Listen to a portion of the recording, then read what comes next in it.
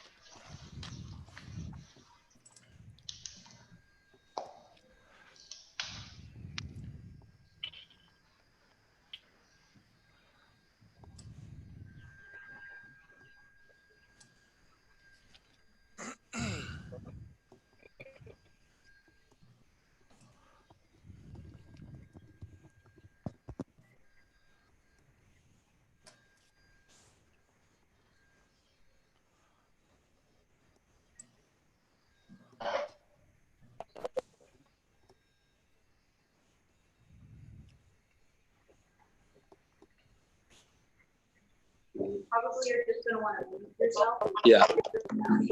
Okay. All right.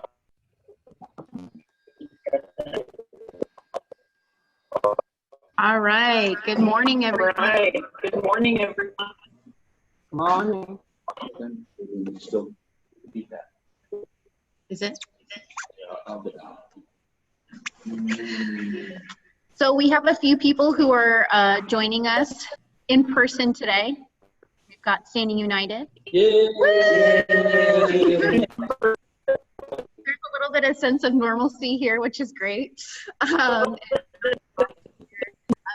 Dean, and Edie are all here today. So let's see. Today, here's how we're going to be going through everything. Welcome, that's me here. We got our COVID survey results that I sent out at the end of our last meeting, and then also sent a follow-up email. So we're going to briefly review those as everyone hops on. Then we're going to have the rapid fire introductions, and then we're going to have our very special ROI speaker, Patrick Howard, share his story. And then also, yes, and then we'll have the wonderful Miss Kate Colson with Inaction Family Network. And then we're going to do 2 poll questions briefly, and then we're going to do some episodes. So it looks okay. So as everyone's hopping on, I wanted to test the temperature to see how everyone, especially on the nonprofit side, if they needed government assistance. I think we all needed government assistance over this coronavirus pandemic. And so for everyone that responded, a little less than half applied for government assistance funds. So we've got that, and then there was some people were denied, and the most reason was just NA, so non-applicable, like maybe they just weren't, their organization didn't meet the criteria if they were denied. And then also the criminal history element also may have hindered them from being able to apply. Also, I wanted to test the temperature to see how you were trying to find out more about the different government assistance programs with the Triple P, the EIDL, the California and LA loan programs that were out there. Because there wasn't a lot of clarity with how the government was going to assist us, how they were going to provide assistance, and then what the criteria was. I wanted to kind of test the temperature on that. And so the people that did, it was a webinar, or they did the webinar and then also the SBA. I was constantly attending the SBA's webinars that they had, because they were the ones that were providing the most information, I thought, at that time. But then there was also an overwhelmingly, amount of people that did not need either assistance or were seeking assistance through any means. Most overwhelmingly, everyone was still providing services over the COVID-19 crisis, which is great. There was, I think it was only that was an organization, not person. So also the survey results for what is your organization still offering during COVID. And these are just some of the different things that people were offering, which was everything had to be done virtually, right? So we were all having to, if we weren't already utilizing that virtual platform, we were having to do that. There were some people that were providing face masks, some people that, organizations that were still able to, like ABC, the dispatching apprenticeships and being able to support their trade members. So although they didn't have the training aspect, so to speak, they were still able to go to work, their apprentices, which was great. Most organizations were still providing emergency funds, housing assistance, and employment support. And then, still again, offering community meetings and peer mentoring, but it was just done virtually. So these were some of the things. And I'll send out this PowerPoint at the end along with the agenda with the meeting notes, just so everyone has this information. Let's see, let me move this box really quick. So a lot of the services that you were unable to offer because of COVID-19 was, we couldn't do anything in person. So no training was being able delivered, face-to-face. Everything was done, with social distancing. So most organizations had to just close their offices. They weren't able to maybe offer the support groups that they wanted to, or in-class training, or just mentoring. And then another organization said they weren't able to provide referrals anymore. So what some new services that organizations were able to offer was, rethinking, being out of the box. So mass, continuing online education, providing source brochures, various forms of financial assistance, and then learning how to use Zoom to be able to provide that connection with our clients and the people that we serve, which is great. So the last question was, what do you feel is the biggest need your organizations or your clients need over COVID? And so mainly overwhelmingly was, basic assistance like food, shelter, rent assistance, being able to or providing some sort of financial support, financial security. You also, some people were saying that for an organization that it was just, they just needed funding. But one great thing was we can also view the needs on the dashboard of 211's website. If your organization needs things, and you can post it up there. So we can see how that is going. All right. So now what we're going to do is go into rapid fire introductions. And so I will go first. So hi everyone, Megan Langston, the Orange County Chair with Human Works Foundation as well. And I'm just happy to actually have human beings in my office with me for the meeting, so that it's not so, I'm just really excited to get back to normal, which is the new norm. But I am just excited to see that things are starting to open up, which means that we can help more people who need help, because especially there's going to be some fallback after this. So I'm gonna go to Lanny next, and she's right below me.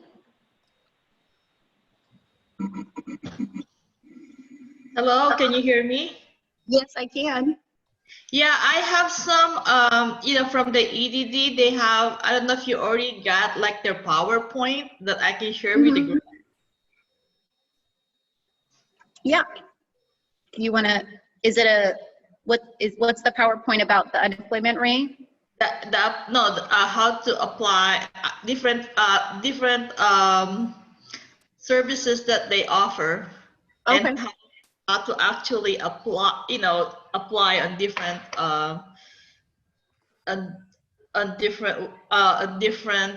what do you call it? I mean, there's a lot there that you can view, and you can decide whether it's good for the. I think it's good for the rest of the for the rest of the partners. Okay, if you want to email it to me, Laney, and then I can send it out at the end of the meeting today, so that way Sure. everyone has a chance to view it. Okay. Do you want to say which organization you're with, so everyone? Oh, sorry. I'm Lonnie Tianco. I'm from California Family Life Center, part of K2C Academy. I'm a business liaison for that project. So I help young adult find employment.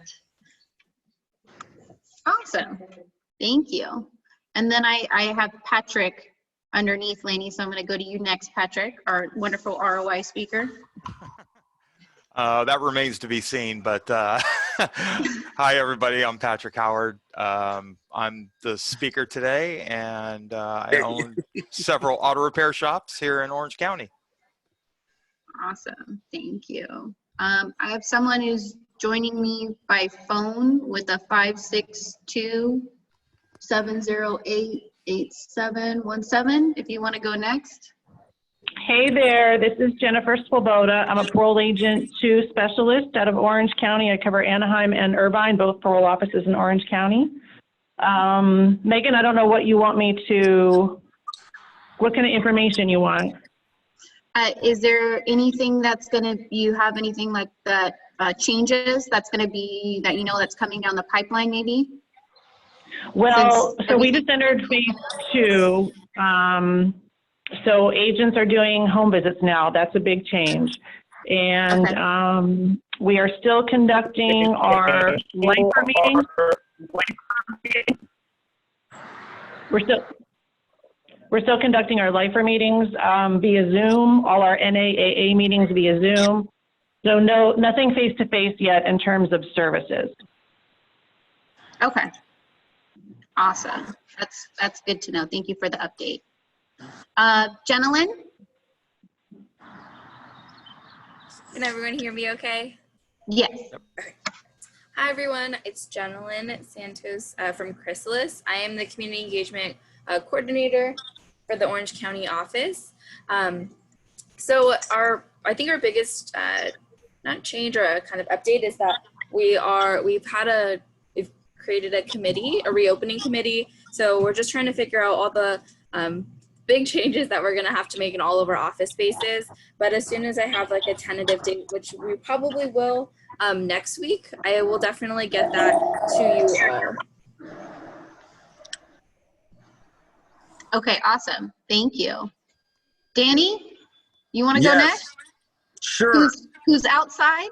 I am outside. It's just kind of nice out here. Hey, my name is Danny Lansdale, founder of Standing United. And what we do is we help a lot of people that are struggling with homelessness and addiction, and a lot of people out there in the community. And we just help a lot of people. We do, with all this COVID stuff, a lot of people are struggling. And we're really getting inundated with people. But you know what? We can't help everybody, but everyone here can help somebody. So I'm just so appreciative of being here and being part of this. And it's really good to see you, Pat. Hi, buddy. Hi, bud. I'm glad you're the ROI speaker. Woo! Hey, Megan's amazing. And what she does here and getting us all together, making a difference out there, and just letting people know that our efforts are not in vain, and we are making a difference. And being an ROI speaker, letting people know that we can change. We can go from where we were into decent people, and we can't do it alone. That's right. That's right. Super cool. This is awesome. Hey, anyway, that's all I got. I love you guys. Thank you.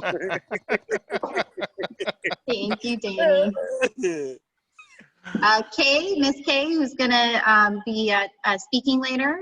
Would you like to introduce yourself briefly to the group?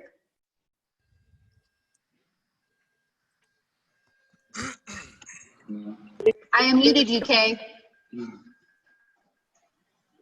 Kay, can you hear us? I Kay? think we lost Kay. Kay? All right, we'll circle back to Kay. Yeah. It starts, we're too close. That's why it was. So, but you can hear Edie. Just stop over here. We'll get Edie and Tyler in here. Hi, I'm Edie, and I'm with Standing United, and here's Tyler. Tyler from Standing United. Super excited to be back here. I know Megan offers so much opportunity for all of us to come together, and I just want to get back to everything to be totally normal. And this is like I guess we're on phase 3 today. So we'll see what that brings and entails everything for us. But it's just super stoked to be back here. Yeah. Awesome. Thank you, guys. Nazi, since we're doing the ones in the room.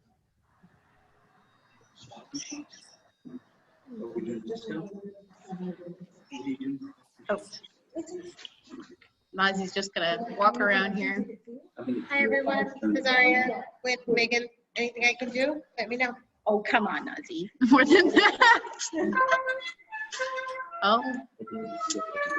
All right, so Aaron.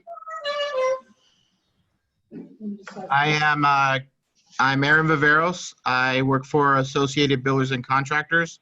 We're a nonprofit trade association. We serve over 400 contractors in the neighboring areas. COVID-19 update as of now, we're beginning online classes. So all of our apprentices are going to be doing virtual training. Since we are essential workers, our apprentices are still working. Actually, Megan, I got a really cool, I have an Instagram post from one of our graduates. Do I have a couple seconds to share that real quick? Sure. Let me.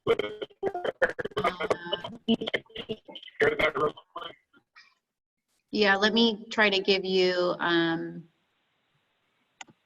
Hold on here.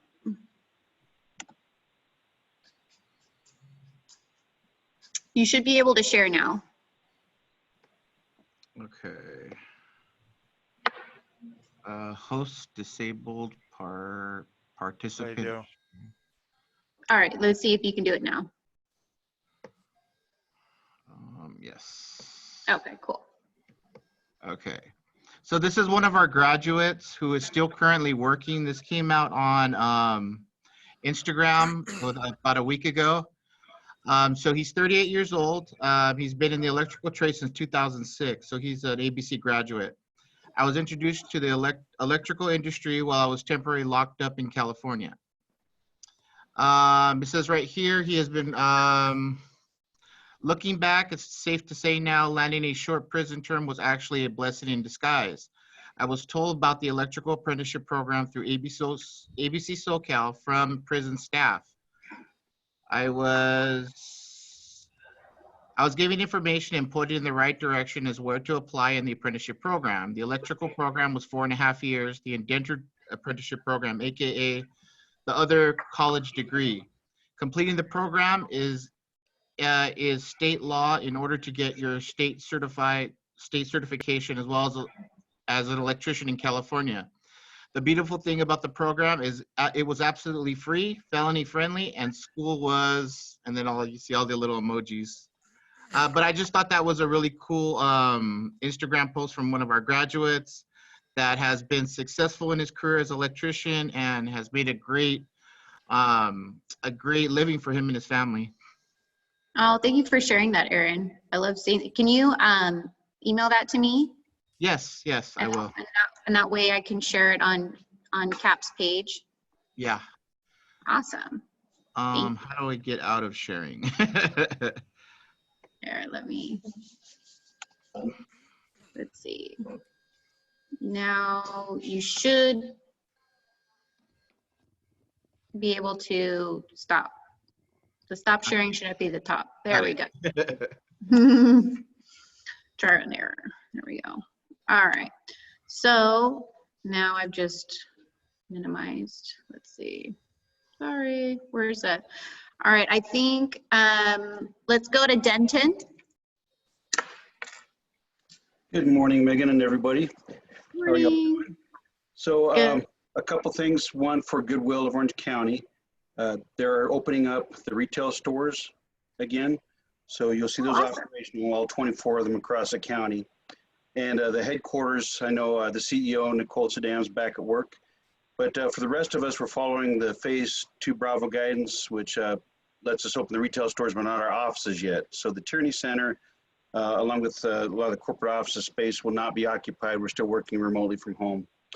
With that, for the Tierney Center, we've partnered with United Way, of course, for the Resiliency Fund, and we're able to help veterans and their families that qualify, able to get up to $500 per veteran. And we've been able to get about 18,000 out to veterans during the past month and a half. So that's worked out really well.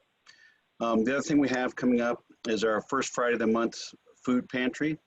It's a drive-through mobile food pantry conducted with Second Harvest right at the Tierney Center parking lot in Tustin. And that'll take place at 2 p.m. on Friday. I guess it'll be the week after next, the first Friday of the month. And we do have volunteer spots available for that if you'd like to show up. Earlier in the morning, we prepare the bags, about 6 bags of fruits and vegetables per veteran, able to drive through and get that. So if you're interested, I can get you more information on that with a flyer. I've posted a couple things. One is the Tierney Center website. We are answering our phone remotely. Jade Smith is our outreach officer working that. And also if you dial 211 and hit 1 for veteran, that'll ring into Michelle Mai, who'll get us the information also for referrals. So we're still taking full-up referrals. As far as employment, we are still running the VEAP program, Veterans Employment Assistance Related Program, which is a state program, and we still have the capability to do assessments, training, and placement for veteran employees. And for anybody out there that wants to hire veterans, we're also connecting with them also. The other thing I posted is Orange County Veterans and Military Families Collaborative. We just had our general meeting, or actually our steering group meeting. And in that, we had each of the working groups, 10 of them, talk about the changes that have occurred since COVID-19 in the veteran community in the county. And then how, as a working group, they're looking at year 2020 to 2021 on how to help the veterans and their families recover from COVID. So that's going to be tied into the strategy. So I posted a website link that goes to the working groups. And what I ask is if you're interested in any of the 10 working groups, to go ahead and sign up and join. And it meets once a month. Right now they're doing it virtually still based on the calendar dates. So that's a quick update from Goodwill, from Tierney Center, and from Orange County Veterans and Military Families Collaborative. Thank you, Denton.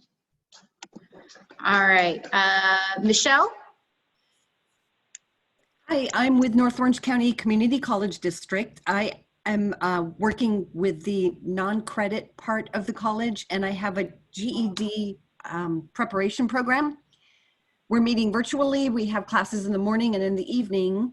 They will go until June, and then we'll pick up the summer program to have classes in the morning. We also have high school diploma, ESL, CTE, and these are online with probably for the summer and definitely the summer and then the fall.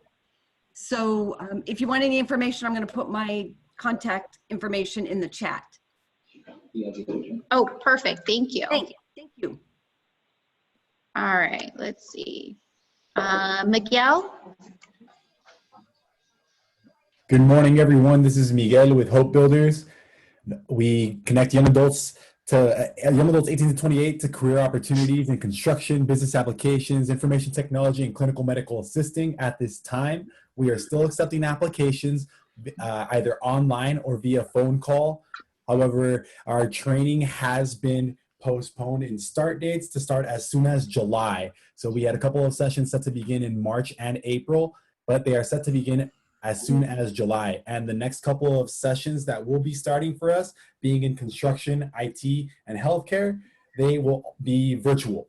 So the next couple of sessions will be virtual with a implementation of, I guess, a modified schedule for our trainees reporting on site or when they can report on site, but most of the training itself would be virtual. And then after that, pending what regulations are in place or what regulations continue to be in place with the current situation, we'll determine whether we will shift back into a full on-site classroom setting. But at this time, anyone can still apply, and it's a great opportunity to get started on the process just because it is a lengthy process. 18 to 28 years old, having the right to work documents, and the readiness to work. So if they're ready to get started in either construction, business applications, clinical medical assisting, or information technology, we are still accepting applications at this time. Awesome. Thank you, Miguel. Randy? Hey everyone, my name is Randy Wertman. I'm the regional coordinator for the Back to Work program. The agency I work for is actually Butte County Office of Education. I'm joined by one of my colleagues, I think at least one of my colleagues here today, because I wanted her to experience the CAP meeting, because especially because of the ROI speakers and a lot of things. But we work with Chrysalis in Orange County, with their roads program. They're our partners in Orange County. I'm based in San Diego, and Ryan is up in Fresno. So pleased to be here. Awesome. Thank you, Randy. Good to see you, or see a picture of you and have you with us. I have an R. Cruz.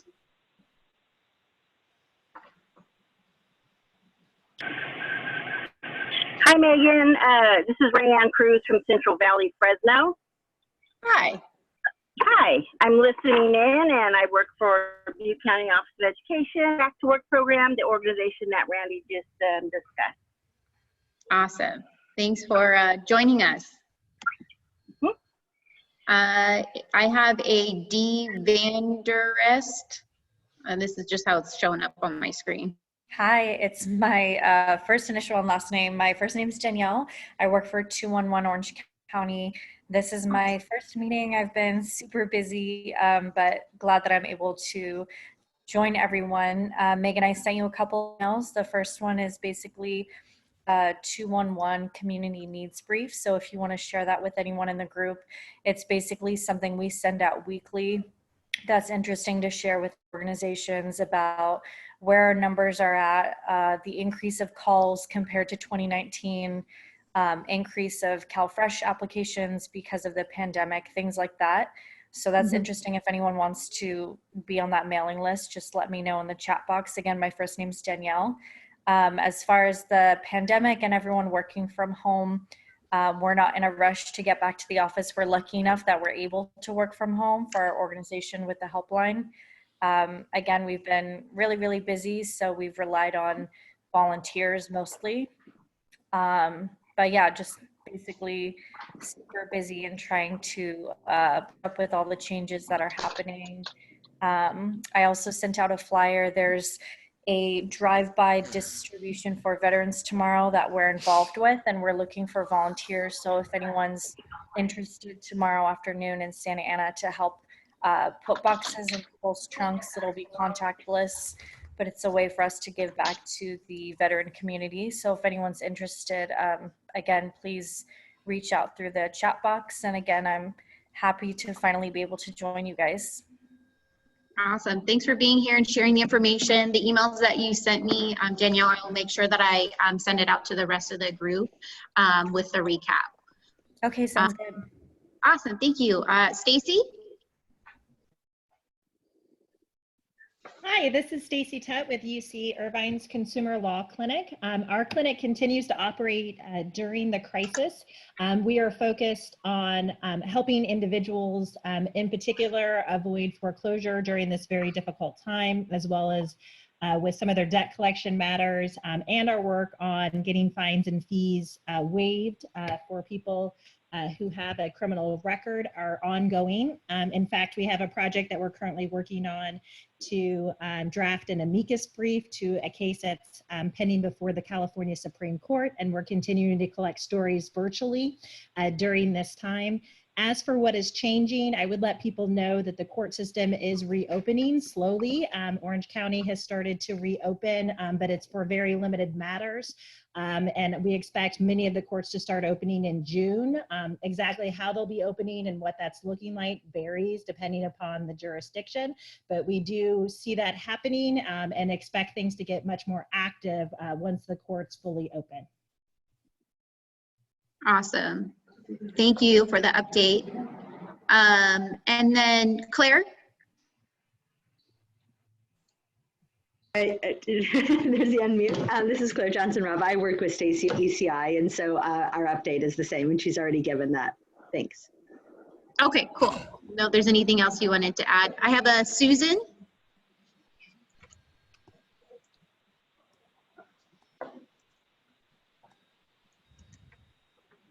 Susan? Let's see. I know there's, let's see. Am I missing anyone? Tyson Sullivan. Oh, when did he join? Just recently. Oh, Tyson! Yeah! Hello. How are you? Good morning, everybody. Can you hear me okay? Yes. My name is Tyson Sullivan, and privilege and an honor to be in this meeting with you guys. I work in the recovery community, helping to find resources for addicts and alcoholics and people that just need, are in any kind of position that need help coming out of jails, coming out of recovery centers, or if they need to get into recovery centers. It doesn't matter if you have one penny to your name or you can afford a good treatment center. We'll help you find help. And that's what I'm here to represent and here to be of service with whatever you guys need. Awesome. Thank you, Tyson. And you are one of our live speakers, too. Yeah, I got to tell my story. Yeah, Thank you. And then I also saw a very special person join us, Mr. David, the founder of TAG. You want to introduce yourself? Rapid fire. Oh, sure. Hey, good morning. Great to see everybody. Great to see this. I want to. Sounds like we got a lot of feedback going on. A lot of feedback. Hold on, we're trying to fix it. Might be Danny. Sorry. It's okay. We're having a mixed in person. Wow, there's a lot of feedback going on. Hold on. Make it stop.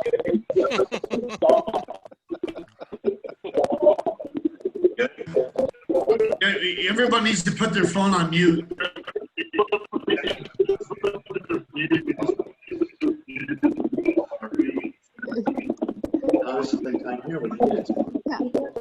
Oh, I don't think that's fixing it. Everybody needs to put their phone on mute, Megan. Yeah.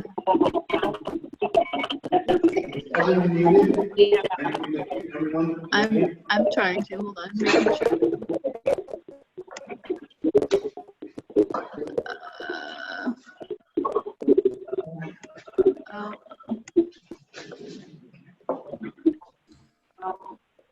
Okay. Let's see. It's still pretty gargled. Yeah. Yeah, it is.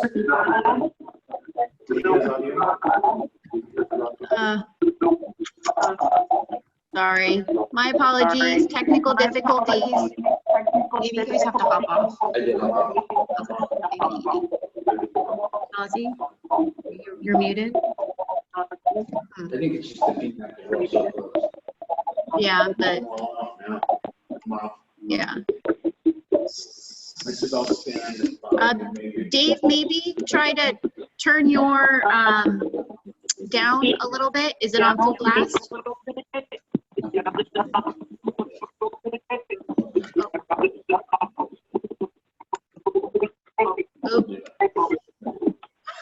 We haven't had this much trouble yet, so. We haven't had this much trouble yet. Hold on.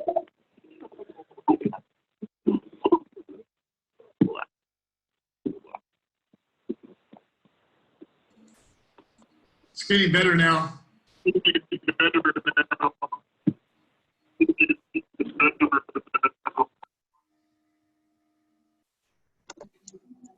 Now try it, Dave.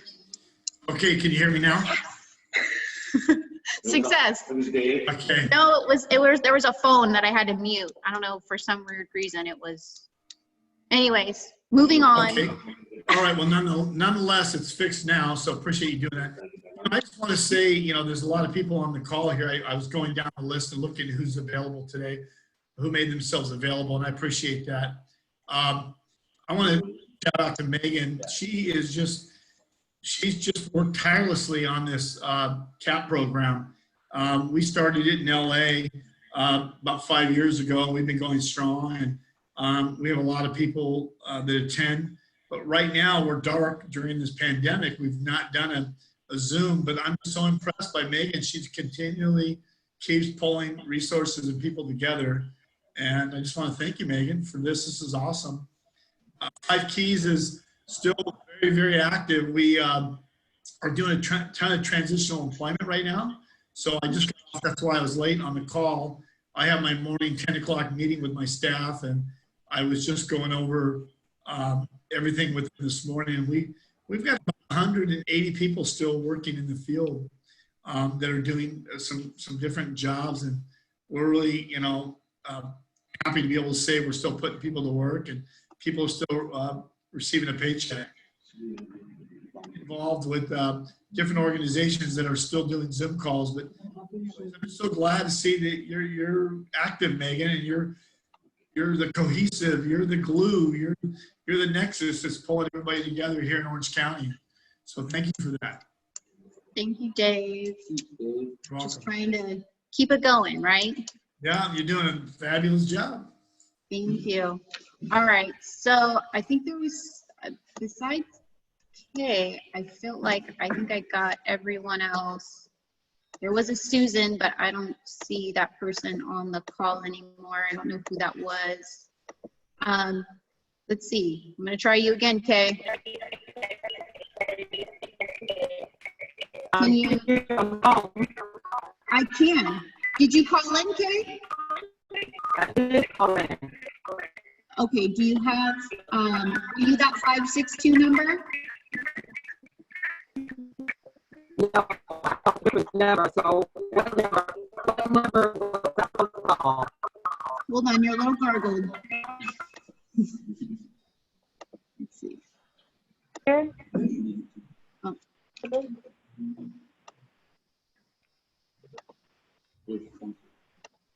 Let's see. Okay. Okay, you say you didn't call in? I'm calling in now. Okay. What's the number you're calling in on? What's the last 4 digits of your phone number, Kay?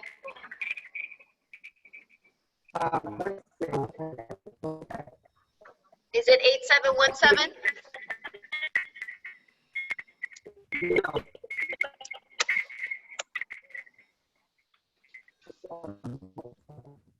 She might need to completely sign out and come back in. Yeah. Let me see.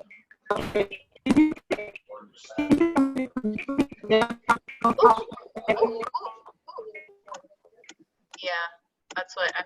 Oh, okay. Hold on. I found her. All right, Kay. Hold on. Now try talking, Kay. Okay. I got you. Yay! Figured it out. All right. All right, Kay. So you want to just briefly introduce yourself because we're going to be having you speak here shortly. Okay, my name is Kay Colson. I'm the executive director and founder of In Action Family Network. And I'm just glad to be able to make this meeting. I was hoping I could get through before the call was over. Awesome. I'm glad that we got you up and running, Kay. All right. So I'm going to go ahead and mute you back. And then now we're just going to move on to our very, very, very special guest and ROI speaker, Mr. Patrick Howard. So you take it away, Patrick. It's your show. Okay. Hello, everybody. My name is Patrick Howard. Let's see. I grew up in Huntington Beach. Parents got divorced when I was 12. Was pretty traumatic for me, but pretty normal childhood. Nothing crazy or traumatic happened to me. You know, through the course of my life, I made a lot of bad decisions. One poor decision after another kind of led me down that path of, you know, starting to get into some trouble. And I'm in my office, so I have to be careful. Anyways, you know, I started, the first time I really ever got in trouble was I was about 20 years old. And the very first time I got in trouble, I went directly to prison. You know, I had been struggling with drug addiction all my teenage years and basically my whole adult life. I spent basically all of my 20s and all of my 30s in the system. I've only been technically arrested twice. I've been picked up many times, but once you're in the system, and most of you probably know this, it's really hard to get out of it. You know, I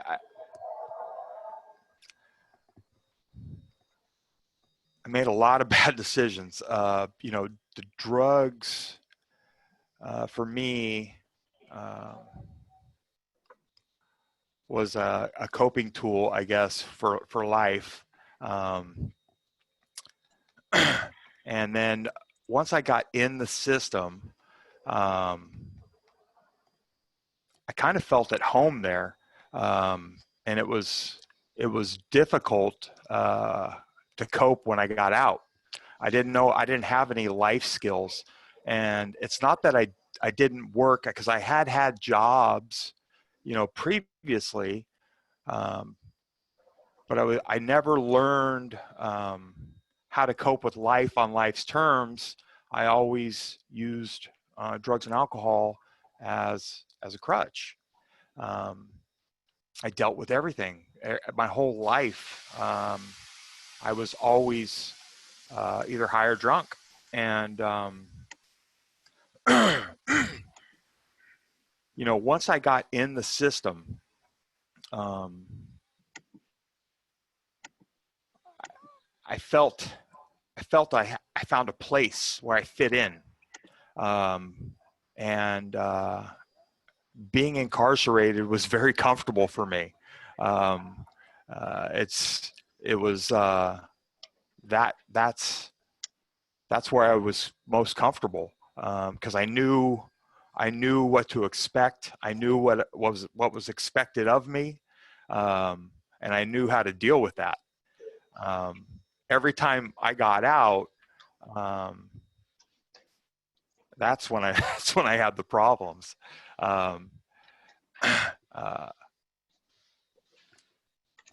Let's see. So basically, went in around 20. I did. I think it was 22 or something like that. I was in and out on parole for many, many years. I did almost my whole time in prison doing different violations. I just kept getting violated and never really figured out how to live life. The last time I got arrested was in 2001. And when I got arrested that time, there was some extenuating circumstances, and the judge did not want any part of me back on the streets. I ended up, I was looking at quite a bit of time that time, and I ended up taking a deal at 10 years. So I did 8.5 years on that 10-year term. During that time, something changed for me. I don't know if it was that I just grew up, you know, because I was 31 when I went 30 when I went in that time, and I wouldn't get out until I was 39.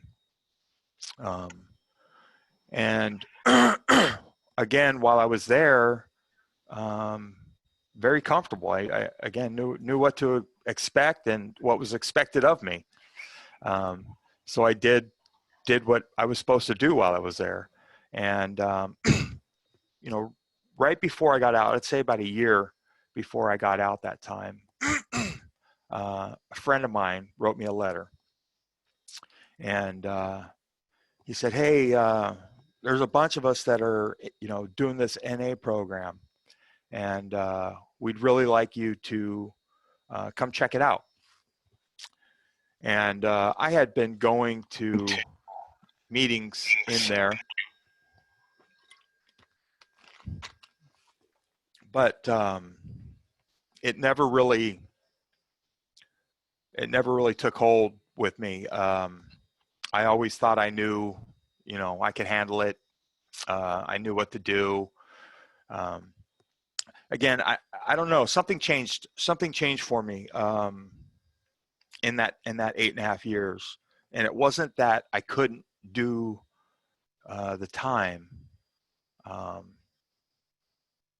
don't know what it was, but something changed. And when my friend reached out to me, I wrote him back and I said, "Yeah, I'd like to give that a try." And my mom came and picked me up again, and I was in High Desert State Prison, and I paroled in August of 2009.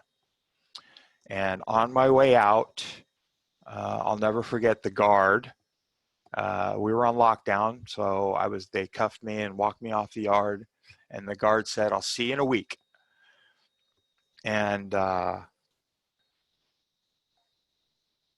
something was different for me this time. I didn't react.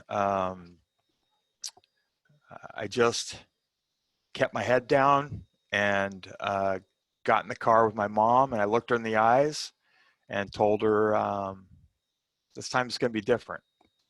It's going to be different.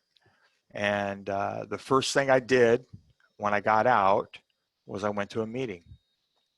And all my friends were there. All the people that I used to run around with and get high with and do crime with were there.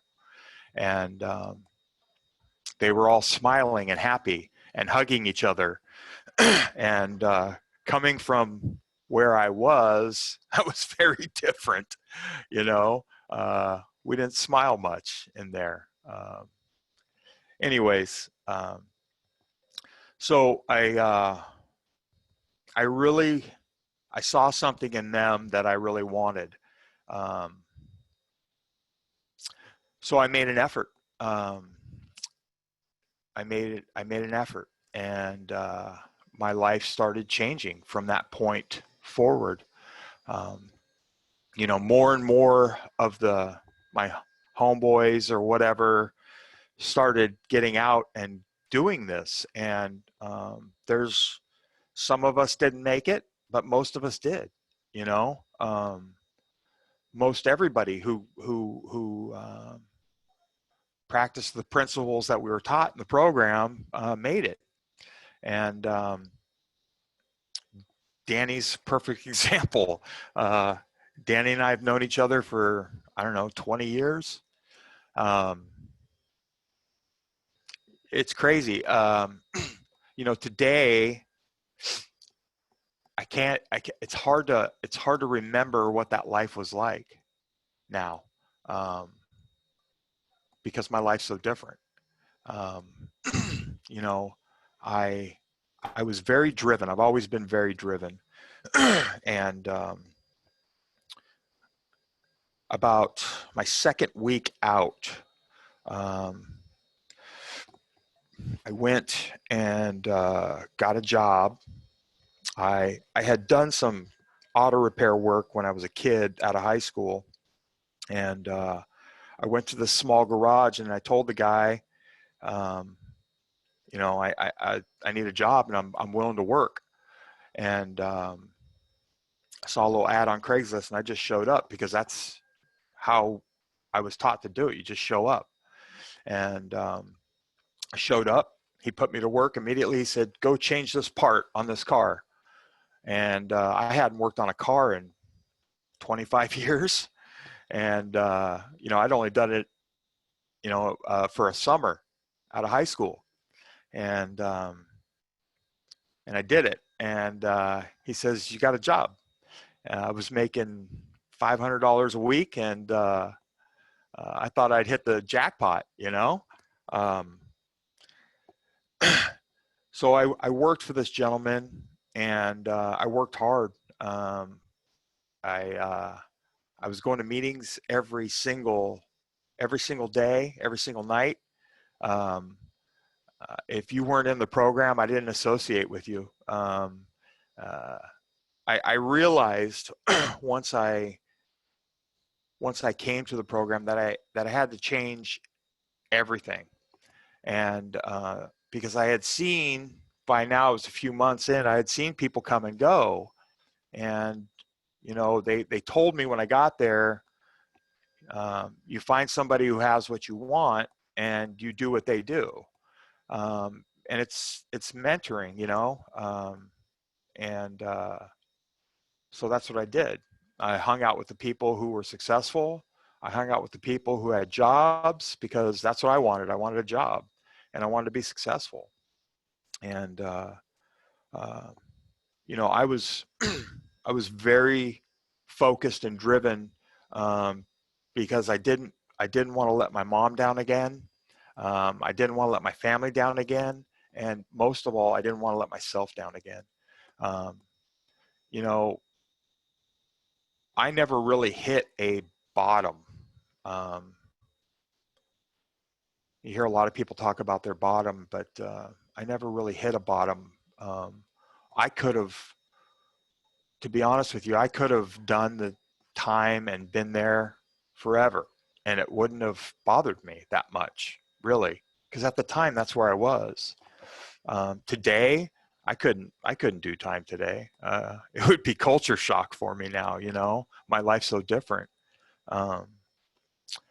Anyway, so, you know, for me today, well, let me back up. I'll tell you a little bit more. So I worked for this gentleman for about a year, and I was very hyper-focused on, you know, this was going to be my career. I had an opportunity to do something and be able to be self-sufficient, take care of myself. And so I went to Cypress College for a little while, took the automotive classes. You know, I just did everything I could do to be successful. I applied the principles that I had learned in the program in my life, and was very focused and driven, and just I mean, I just consumed as much information as I could. I worked very hard, and I learned, and there was a point that I had learned so much about the industry I was in that I actually had, started knowing more than the guy I was working for, after a couple years. And, from there, I went from job to job, looking for that next, opportunity. And it was probably, I don't know, 4 or 5 years later, I hurt myself. I hurt my back, and I got a job with a gentleman, and I moved into a different position as kind of like a manager, writing service. So I would deal with the customers, and in that position, I was able to run his company for him, and I learned a lot. He actually hired a company that came in, and what they do is they basically come in and teach shop owners, specifically auto repair shop owners, how to run a business. Most people in my industry were technicians, and they have no understanding of how a business runs. And this gentleman came in, and I was able to get that information, learn that information, and apply that information to help this gentleman that I was working for make his company very successful.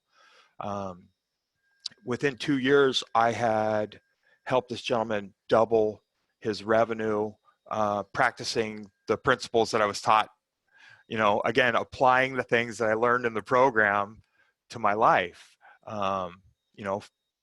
following the lead of somebody else.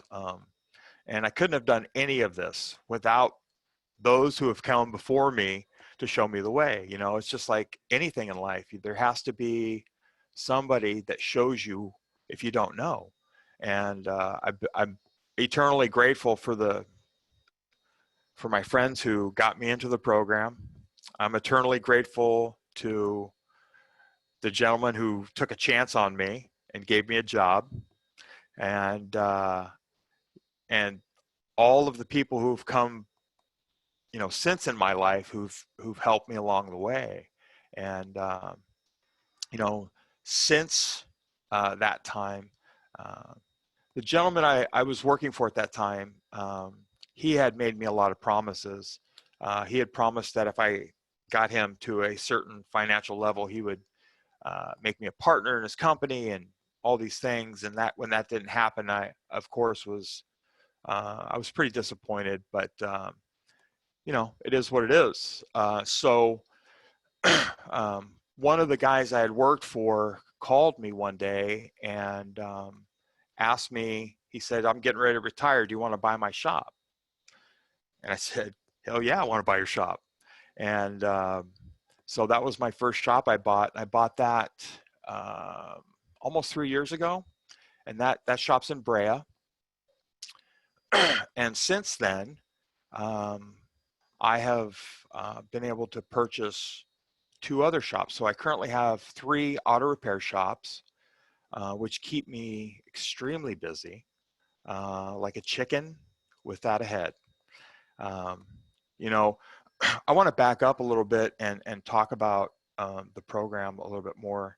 One of the things that I learned, in the program, through the program, is that most of us, we operate from a place of fear.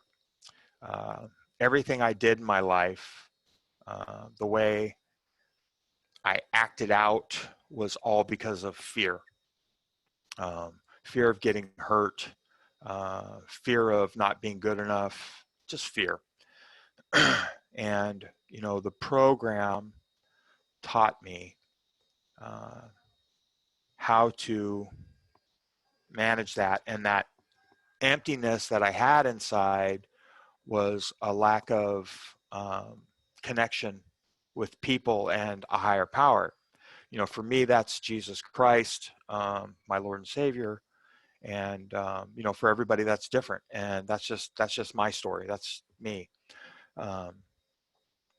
But you know, staying connected with people is super important. And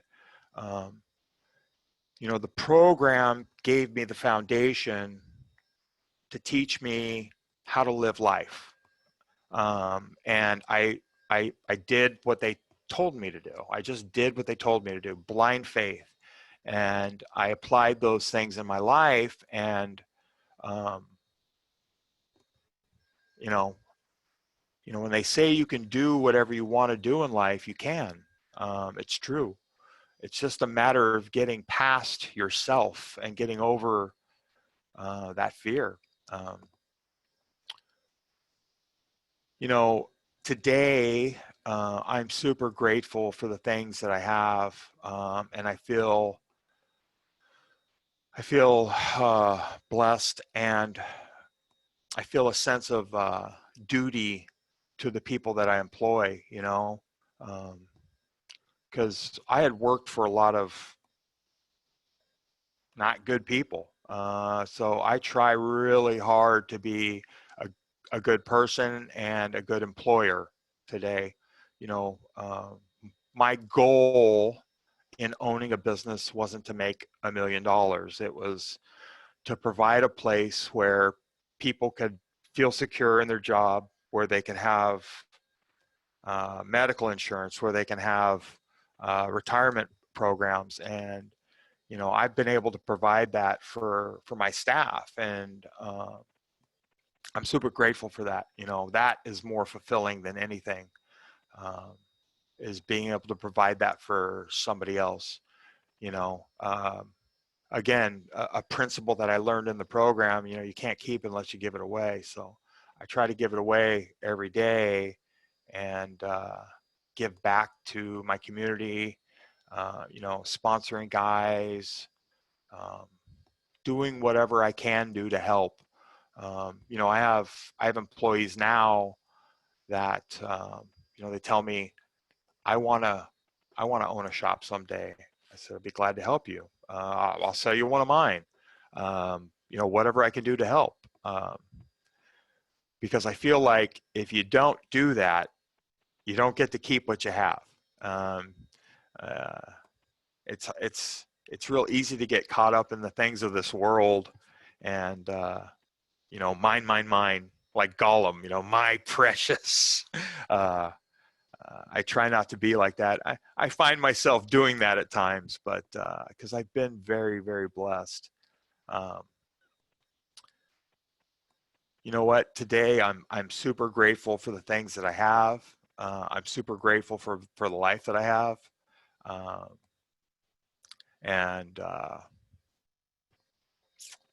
let's see, is there anything else I want to share? I don't know, man. I'm super blessed. I appreciate you guys asking me to do this.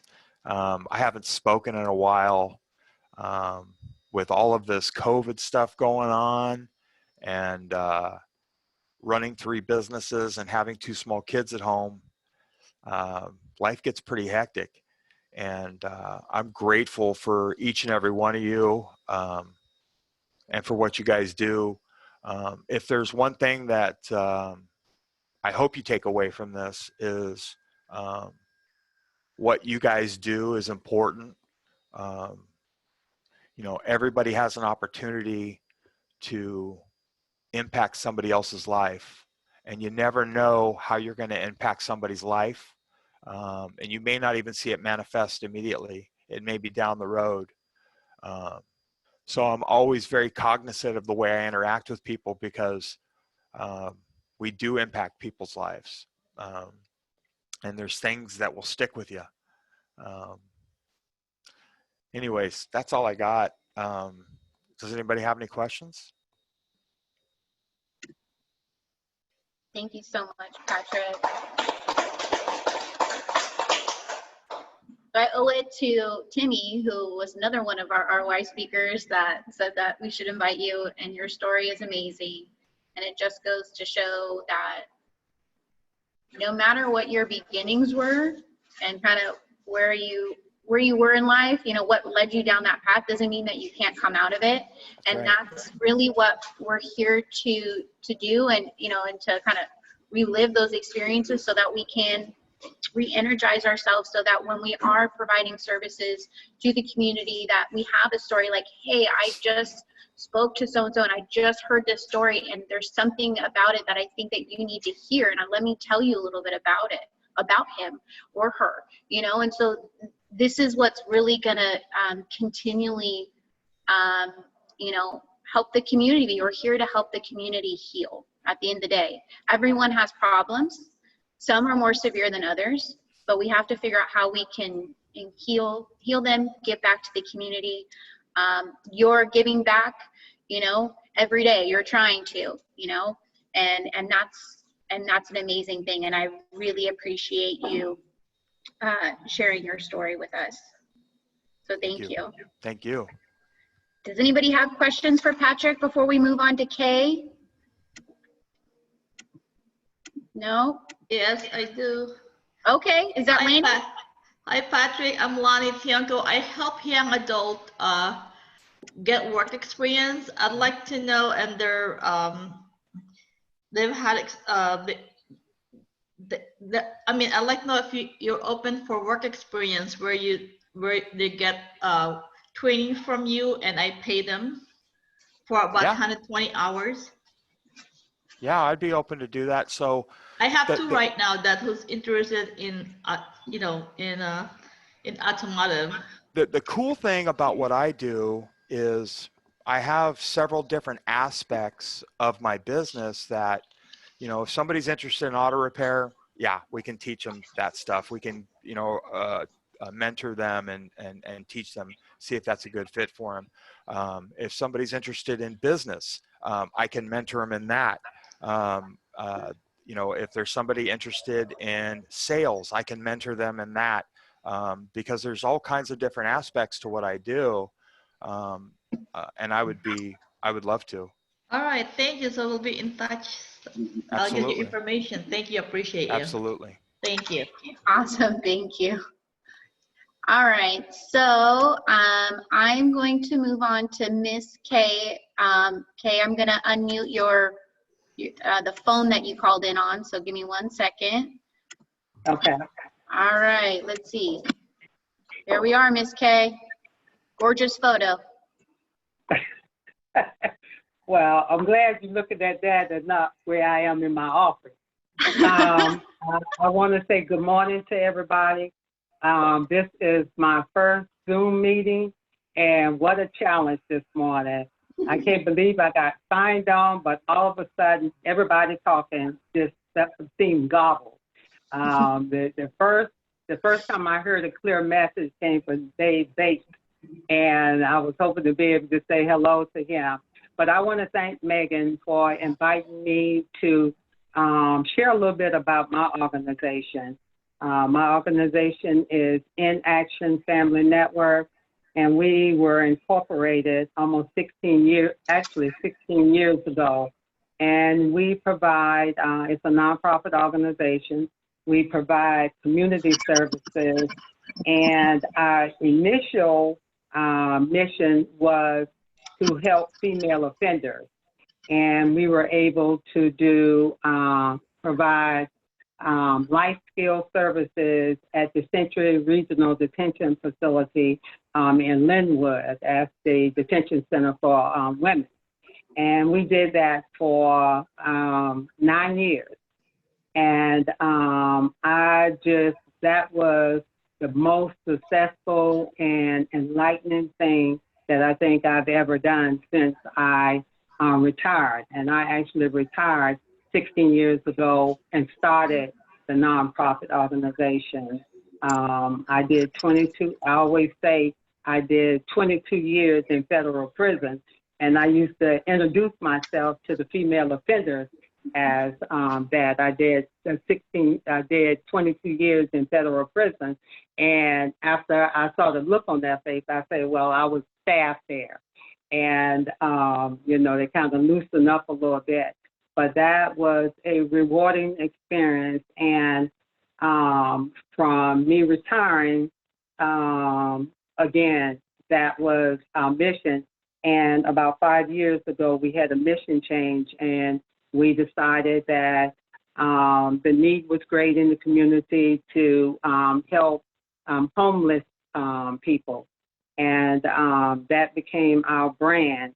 And that's what we have been doing. And with this whole thing with COVID-19, I just felt like we've been kind of locked down, locked in, and haven't been able to really get out there and serve our community.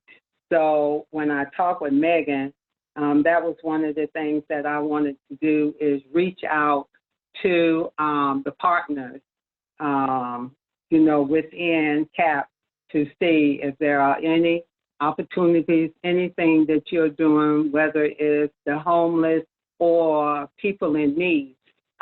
We would like to reach out and support in some way. So I'm sending out that request.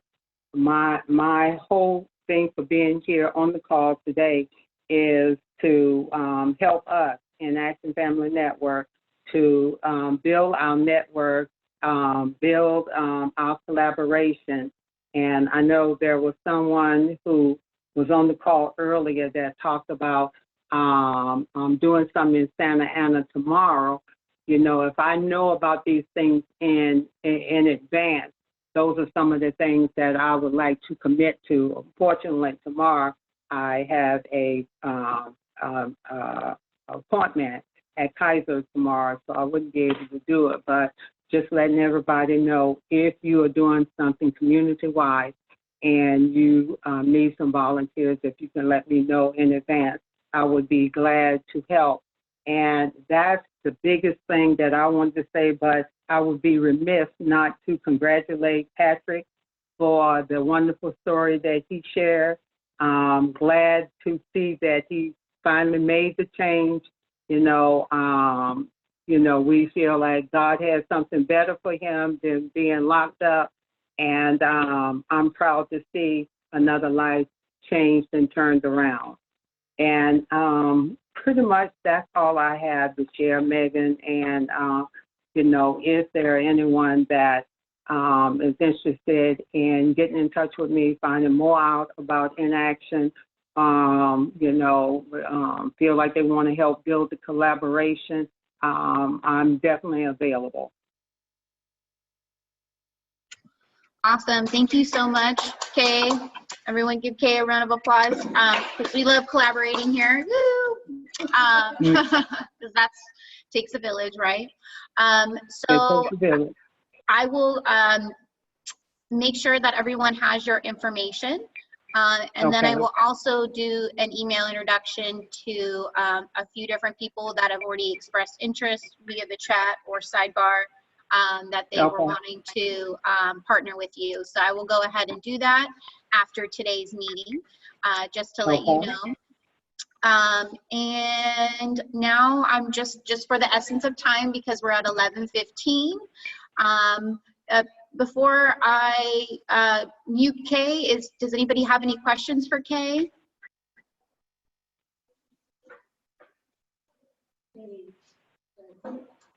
Dave, says you have a question?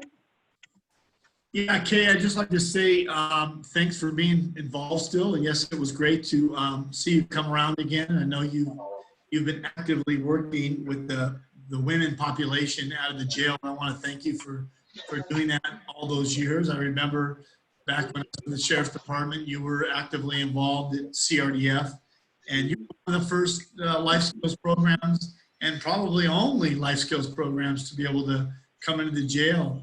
And we were thankful for your service, and I'm just really pleased to see you're still involved and connecting with Megan. So thank you. You're welcome, Dave. Good to see you. Good to see you as well. Yay. Keeping people connected. That's what CAP is all about, right? All right. Megan, also. Oh, yeah. Sorry, Randy here.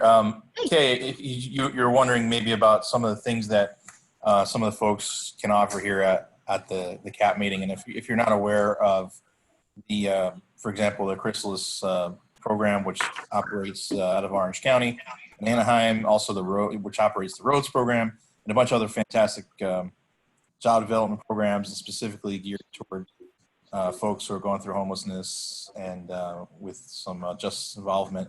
That's a great resource for your clients as well, if you're not already aware. Thanks for saying that, Randy. I'm kind of aware of Chrysalis, Los Angeles. One of our board members used to work there, and you know, since she's retired, but definitely I would be willing to reach out to Chrysalis, Orange County.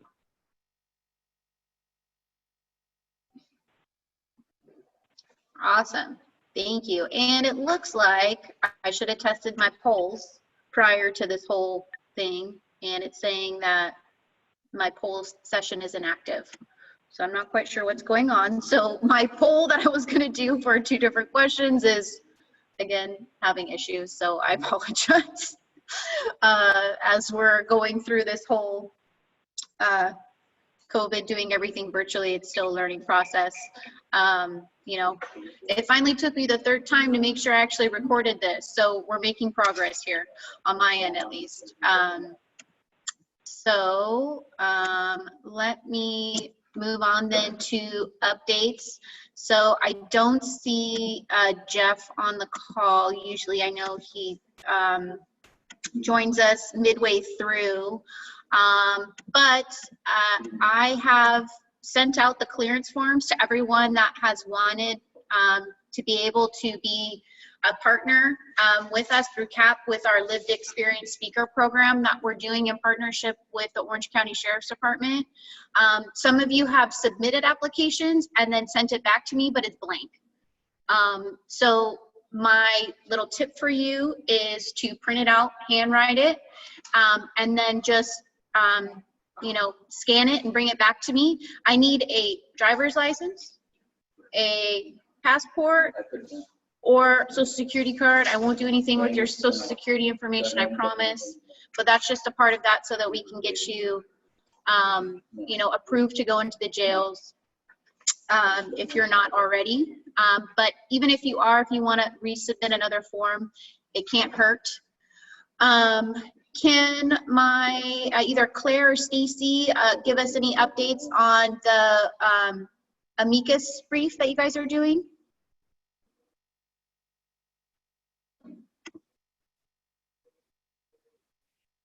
This is Stacy.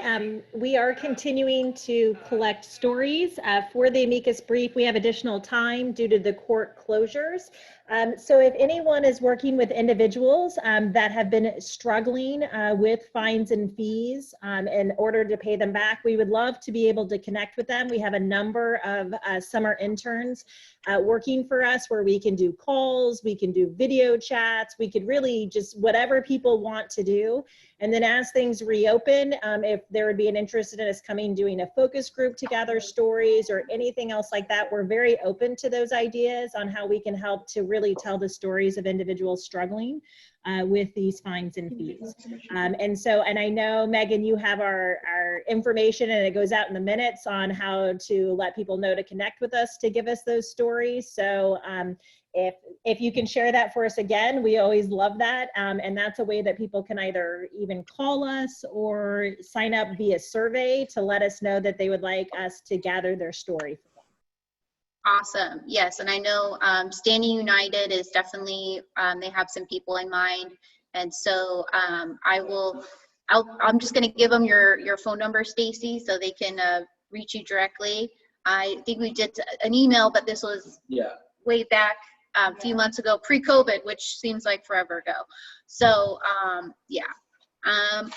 thank you so much for the update. Do you know how much longer it's going to be extended to? Because you thought maybe June?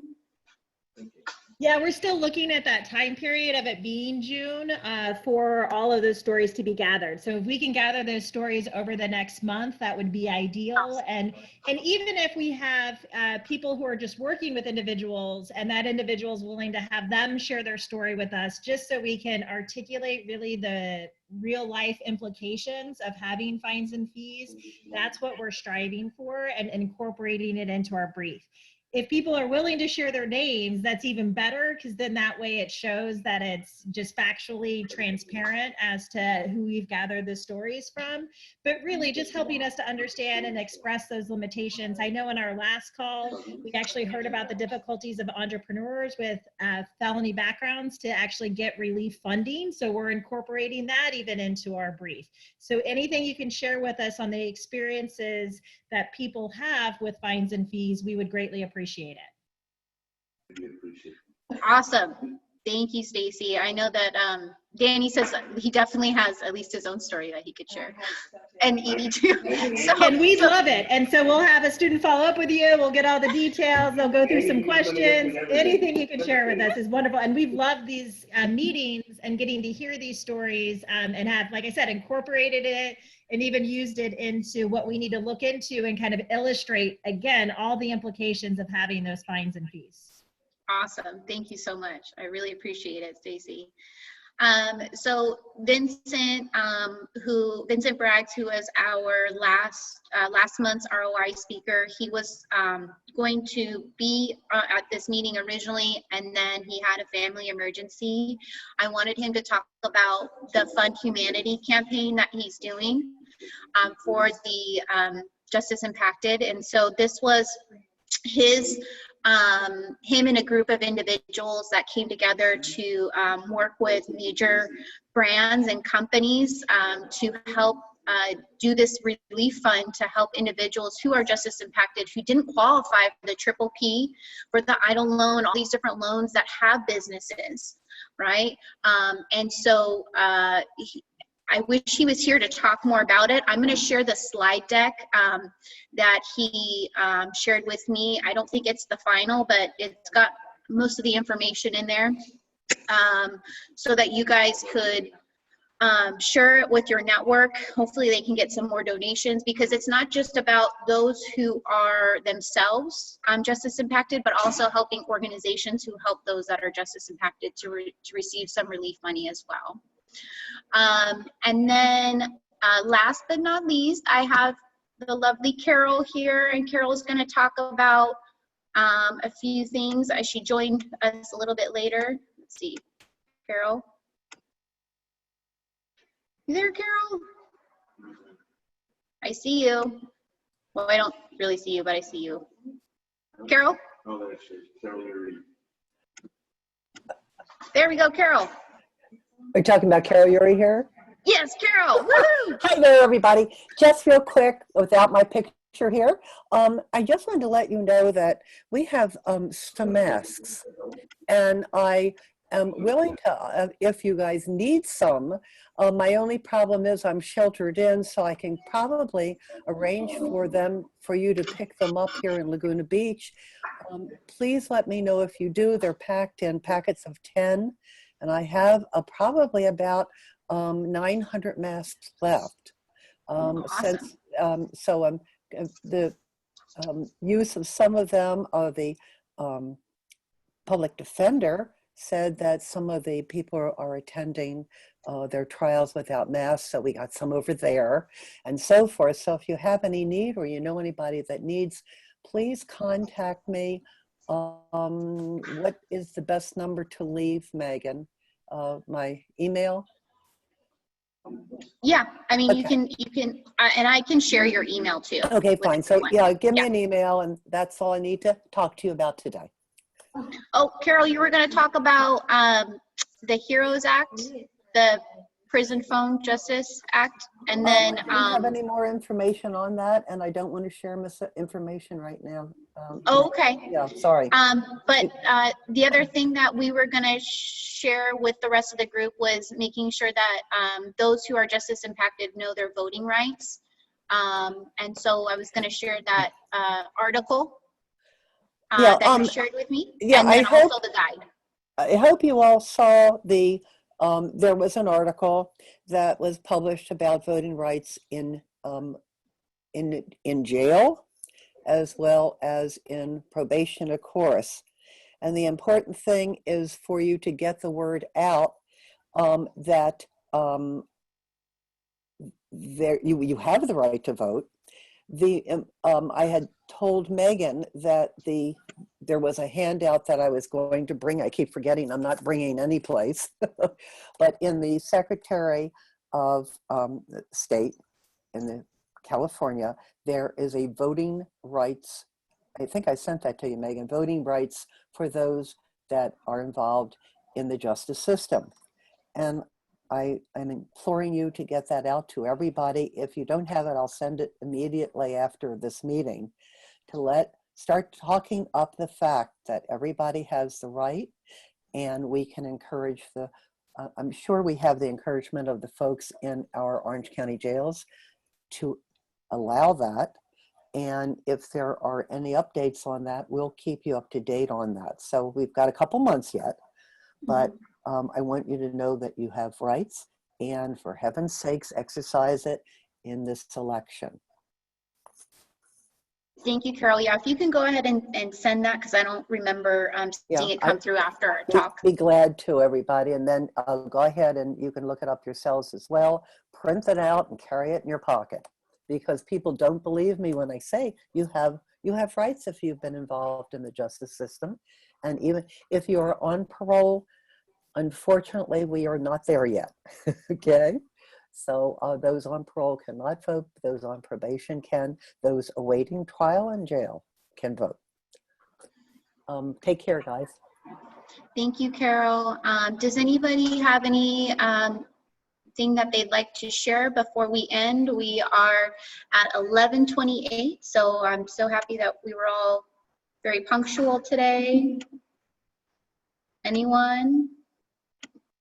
Going once, going twice. All right. Well, thank you all for joining us today. Please make sure if you need a clearance form, if I didn't send one to you, please email me and I will get it out to you as soon as possible. Make sure that if you do have a clearance form that you're printing it out, handwriting it, and then scanning and sending it to me with your driver's license and either your passport or your social security card, which I won't do anything with your social security number, I promise.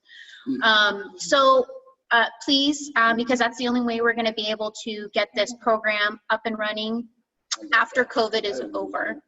So I look forward to seeing everyone, hopefully in person, at the next meeting, which is gonna be Wednesday, June 24th. We're gonna do Zoom. I'm thinking about opening up the floor to being able to have certain people here so that they still get the in-person vibe, because I think that's what really makes it even more special. And then hopefully by then I'll have a separate speaker camera so that it has the whole room, because I want to make sure that we're recording this and having this always in time. All right. Thank you so much, everyone. Enjoy the rest of your day, and I will see you soon. Namaste. Namaste. Namaste. Good job.